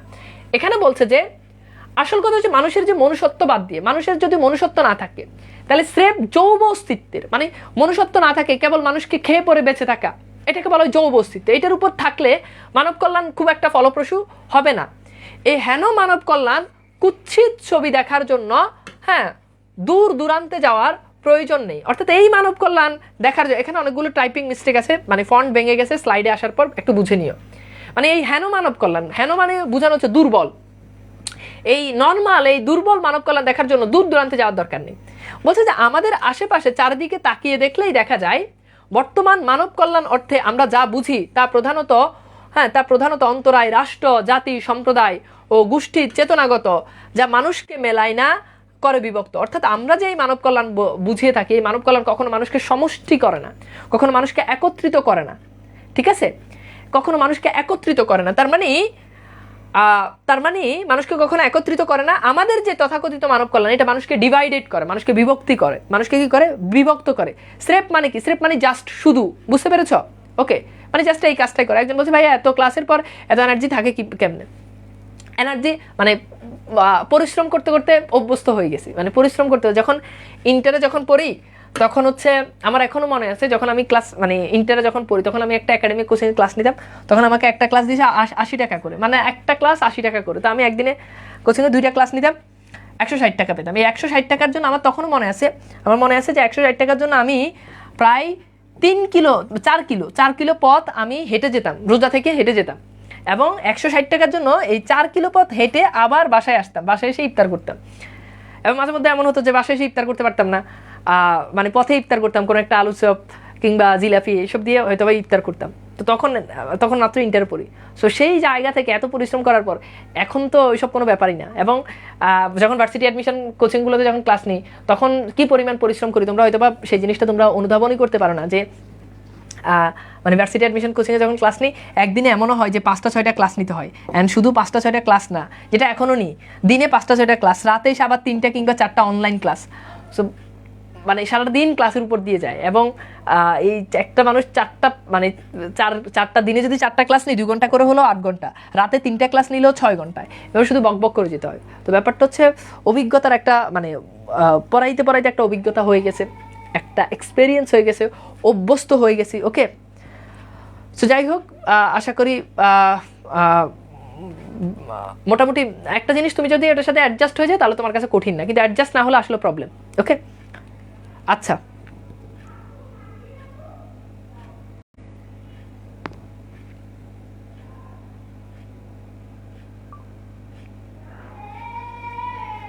আচ্ছা ঠিক আছে। কষ্ট ছাড়া আসলে কখনো কেউ উপরে উঠতে পারে না। একটা সময় ছিল যখন, এখনো যে করি না তা কিন্তু না, তোমাকে ভালো কিছু পেতে হলে তোমাকে অবশ্যই পরিশ্রম করতে হবে, পরিশ্রমের বিকল্প আসলে কিছু নেই। ওকে স্যার, আমি এসএসসি 24, আমি বাংলা প্রথম পত্র কি গাইড কিনবো? যে কোনো একটা, লেকচার পাঞ্জাবি যে কোনো একটা নিয়ে নাও। ওকে, আসো। তো এরপর বলছে যে আমাদের যে তথাকথিত মানব কল্যাণ, এটা মানুষকে কি করে? জাস্ট বিভক্ত করে। এরপর বলছে বিভক্তিকরণের মনোভাব নিয়ে কারো কল্যাণ করা যায় না। মানে কল্যাণ মানে হচ্ছে সামগ্রিক, মানুষকে যুক্ত করে একসাথে কাজ করা। মানুষকে বিভক্ত করবো, এটা দিয়ে কখনো কি হয় না, আর যাই হোক কখনো কল্যাণ হয় না। তারপর বলছে একমাত্র সমতা আর সহযোগিতার পথে, হ্যাঁ, কল্যাণ করা যাবে একমাত্র সহযোগ, সবাই মিলে সহযোগিতা, একে অপরের সহযোগিতা করার মাধ্যমে। এটা একটু সলভ করো। মানব কল্যাণের কুৎসিত ছবি দেখার জন্য কোথায় যাওয়ার প্রয়োজন নেই, দূরে, বিদেশে, দূর দূরান্তে, বাহিরের দেশগুলোতে। বলো কি হবে? ভাই বুক কিনতে কিনতে আমি ফকির হয়ে গেছি, তোমার কেউ বলছে এত বুক কিনতে? একটা বই কিনলেই তো হয়। তোমরা খালি খালি বই কিনো, নতুন নতুন বই কিনো, কিন্তু পড়ো না। একটা বই শেষ করো, একটা বই শেষ হয় না, খালি বই কিনে। হেন মানে কি? হেন মানে হচ্ছে ওই যে হেন শব্দের অর্থ, আক্ষরিক অর্থ হচ্ছে দুর্বল, ঠিক আছে? মানে এখানে বোঝানো হচ্ছে খুব মানে ভাঙাচুরা এরকম। হেন আবেদনিক অর্থ হচ্ছে দুর্বল আর কি, বা খুবই নড়বড়ে এরকম।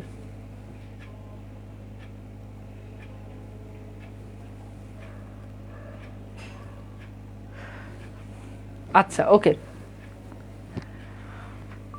সো এটার উত্তর কি হবে বলতো? এটার উত্তর হবে ডি। আমরা পড়েছি যে দূর দূরান্তে। এটার উত্তর কি হবে বলতো? দূর দূরান্তে। ওকে, সো এটার উত্তর হচ্ছে দূর দূরান্তে। আচ্ছা এরপর দেখো আমরা একটু যাই, এখানে এই যে জফলাগুলো উঠে গেছে। ওকে, সো ফন্টে প্রবলেমের কারণে। সত্যিকারের মানব কল্যাণ মহৎ চিন্তা ভাবনারই ফসল। এখান থেকে পরীক্ষাতে প্রশ্ন আসবে যে সত্যিকারের মানব কল্যাণ কি? মহান চিন্তা ভাবনার ফসল।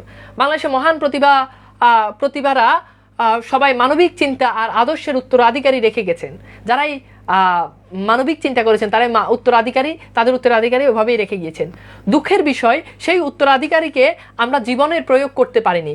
বিদ্যাপতি চণ্ডীদাস থেকে, বিদ্যাপতি হচ্ছে মধ্যযুগের কবি। ওকে, এরপর হচ্ছে চণ্ডীদাস মধ্যযুগের কবি। হ্যাঁ, বিদ্যাপতি থেকে লালন প্রমুখ কবি এবং অপেক্ষাকৃত আধুনিক কালের রবীন্দ্রনাথ, নজরুল সবাই মানবিক চেতনার উদাত্ত কণ্ঠস্বর, সবাই মানবিকতার গান গেয়ে গিয়েছেন। হ্যাঁ, যেমন চণ্ডীদাস বলে সবার উপরে মানুষ সত্য, তাহার উপরে নাই। সবার উপরে মানুষ সত্য, এর উপরে কি?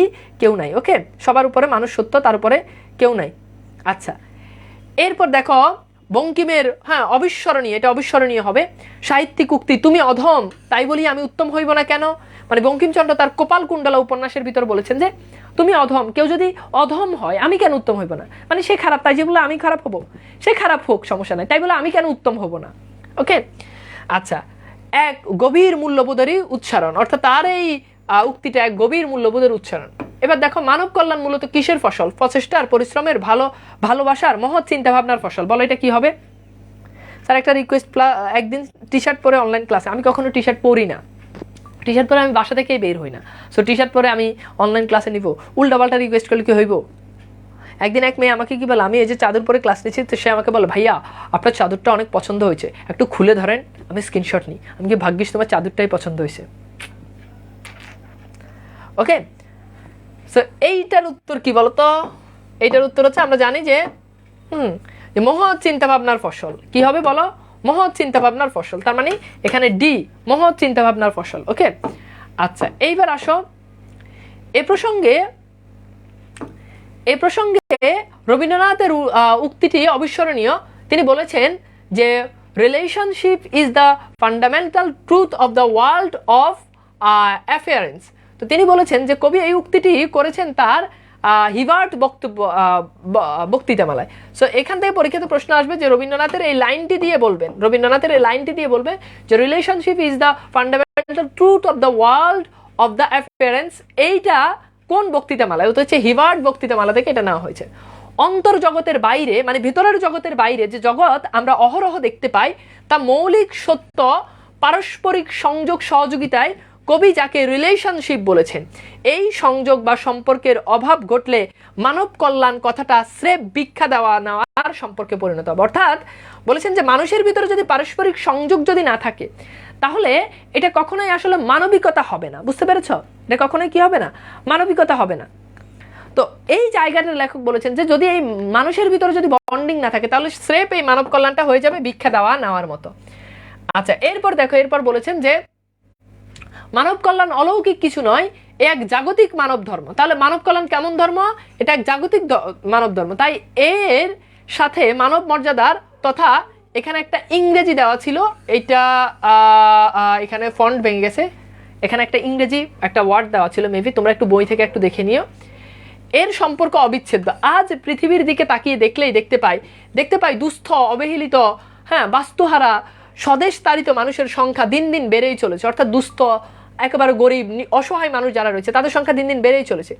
সেই সঙ্গে বৃদ্ধি পেয়েছে রিলিফ, হ্যাঁ তারপর হচ্ছে রিহ্যাবিলিটেশন ইত্যাদি। মানে রিলিফ বলতে ওই যে দান সৎকার করে সেই জিনিসগুলো, বিভিন্ন ধরনের সামাজিক যেই সংস্থা সংগঠনগুলো রয়েছে সেগুলো আস্তে আস্তে বৃদ্ধি পেয়েছে।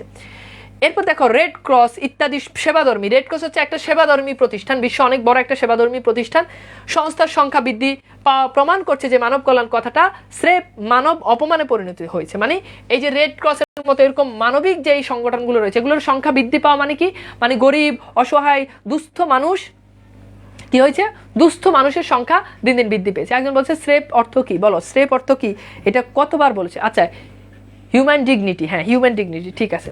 সো গুড, এখানে যেটা হবে সেটা হচ্ছে হিউম্যান ডিগনিটি। একজন বলছে স্রেফ অর্থ কি, এটা অলরেডি 4বার মানে 3-4বার বলা শেষ। তো বলো একটা জিনিস কয়বার বলা যায়? এখন তার মানে আমি যখন বলছি তখন সে ক্লাসে ছিল না, নাহলে সে ক্লাসের দিকে মনোযোগী ছিল না, ঠিক আছে? আচ্ছা এবার আসো, আচ্ছা এরপর দেখো যে মানুষের স্বাভাবিক অধিকার আর মর্যাদার স্বীকৃতি আর প্রতিষ্ঠান ছাড়া মানব কল্যাণ মানব অপমানিত পরিণত হতে পারে। তো এবার আসো মানব কল্যাণ কেমন মানব ধর্ম, ইহলৌকিক জাগতিক মানবীয় মনুষ্যত্বের, বলো দ্রুত বলো,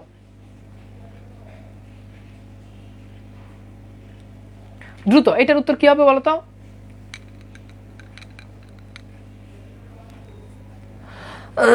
মানব কল্যাণ কেমন ধর্ম, দ্রুত।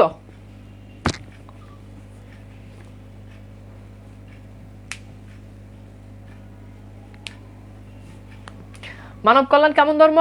মানব কল্যাণ জাগতিক ধর্ম। মানব কল্যাণ কেমন ধর্ম বলো তো? জাগতিক ধর্ম। আমরা এই যে একটু আগে এখানে পড়েছি, এই যে দেখো জাগতিক মানব ধর্ম, জাগতিক। ওকে, সো এটা হবে কি, দ্য রাইট অ্যান্সার ইজ জাগতিক।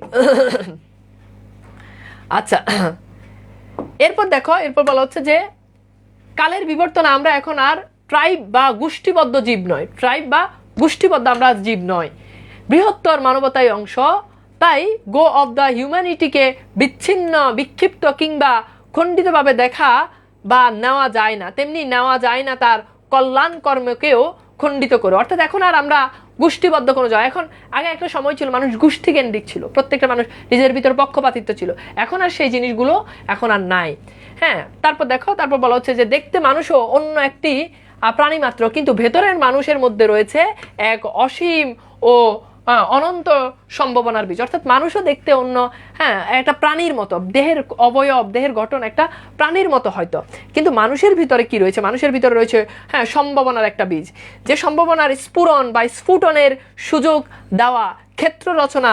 স্ফুরণ মানে হচ্ছে হ্যাঁ ব্যাপিত হওয়া, হ্যাঁ ফুটে ওঠা, তো সেটা ক্ষেত্র তৈরি করে আর তাতে হ্যাঁ সাহায্য করাই শ্রেষ্ঠতম মানব কল্যাণ। অর্থাৎ একটা মানুষের ক্ষেত্র তৈরি করে দেওয়া, একটা মানুষ প্রতিভা রয়েছে তাকে যথার্থ তার জায়গা করে দেওয়া, এটাকেই বলেছেন এটা হচ্ছে শ্রেষ্ঠতম মানব কল্যাণ।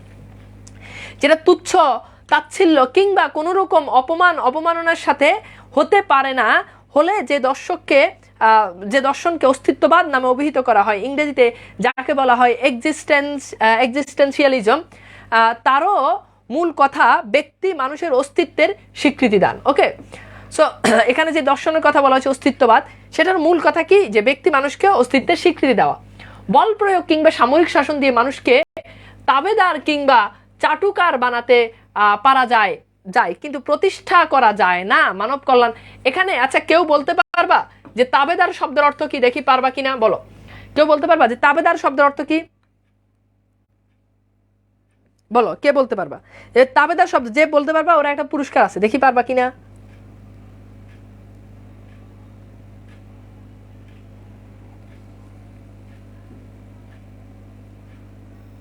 বলো। আচ্ছা তাবেদার মানে কি বলো তো? তাবেদার মানে হচ্ছে সহজ সরল কথা বললে, বলো কে পারবা? এখন পর্যন্ত কারো কাছ থেকে উত্তর আসতেছে না, বলো। হ্যাঁ, তাবেদার মানে কি? তাবেদার মানে হচ্ছে যে অনুগত ব্যক্তি, অনুগত যে ব্যক্তি। ওকে, অনুগত ব্যক্তি, এখান থেকে পরীক্ষাতে প্রশ্ন আসবে। অনুগত যে ব্যক্তি মানে তোমার বাধ্যগত যে ব্যক্তি, তাকে বলা হয় সে হচ্ছে তাবেদার। ওকে, আচ্ছা কিংবা চাটুকার বানাতে পারা যায় না, অর্থাৎ একটা মানুষ, তুমি মানুষকে বল প্রয়োগ করে তুমি কখনো মানুষকে তোমার অধীনে নিয়ে আসতে পারবে না। হ্যাঁ, কিংবা সামরিক শাসন, প্রশাসনিক কোনো ভয় দেখিয়ে তুমি মানুষকে তুমি অনুগত করতে পারবে না, গোলাম বানাতে পারবে না। কিন্তু প্রতিষ্ঠান করা যায় না মানব মর্যাদার আসনে, অর্থাৎ সেটা পারা যায় না, কিন্তু প্রতিষ্ঠা করা যায় না মানব, এবং তুমি সেটাকে মানব মর্যাদায় কখনো প্রতিষ্ঠা করতে পারবে না। সব কর্মের সাথে শুধু যে ব্যক্তিগত সম্পর্ক থাকে তা নয়, তার সামাজিক পরিণতি তথা সোশ্যাল কনসিকুয়েন্স অবিচ্ছিন্ন। যেহেতু সব মানুষই সমাজের অঙ্গ, তাই সব রকম কল্যাণ কর্মেও রয়েছে সামাজিক পরিণতি। এই সত্যটা অনেক সময় ভুল থাকা হয়, বিশেষত যখন দৃষ্টি থাকে ঊর্ধ্বের দিকে তথা পরলোকের পানে। ওকে, সো এইভাবে আমাদের মূলত এটা একটু সলভ করে এখানে, যে এখানে কোন অর্থ হবে, তাবেদার শব্দের অর্থ কি, দ্রুত। ওকে, বলছে পুরস্কার কই, ওকে দেখা হইলে চকলেট নিয়ে যেও, সমস্যা নেই। বলে এটা একটু সলভ করো, তাবেদার শব্দের অর্থ কি?